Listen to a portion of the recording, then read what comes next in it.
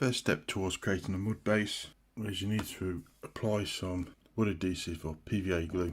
Cover the whole of the base with PVA glue, then cover it with sand. Give it time to dry. Once it's dry, apply some paint.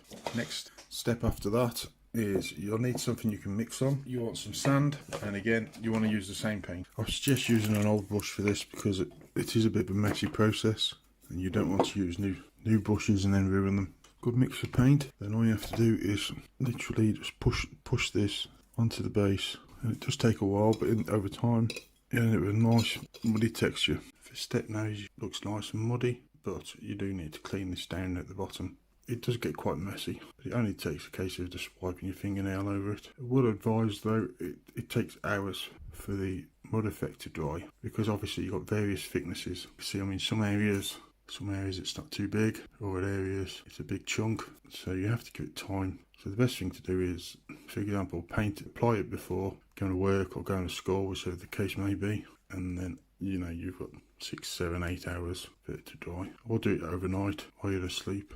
You wake up in the morning, it's dry, it's ready for the next layer. The next thing we're going to do now is use the water effect acrylic here. This stuff can be used for up to 3 mm in thickness, which we shouldn't need it that thick. Give it a quick shake, and then you see I'm literally just squirting some in. Use an old brush. Don't use one of your new ones, because you don't need to be that specific with your work here. You just need to be spreading it out.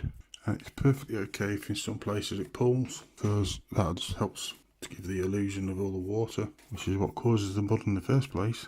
Now again, this takes a couple of hours to dry. The water effect is fully dry. You can see we've had some seepage, so again you need to go over with your fingernail just to get rid of all these messy parts. I suggest using a nail rather than a knife, because a knife will cut into it, the fingernail won't, so I tend to use my fingernail instead. The next stage now is to apply some grass. I'm going to apply the darker grass because, one, I'm trying to make the base dark to give it a nice contrast to the colour of the miniature, being it's a bright coloured miniature, and two, well, when things get wet they tend to get darker. All I need is a little bit of PVA glue. At this point now I would suggest you do this quite sparingly. You only need a little bit.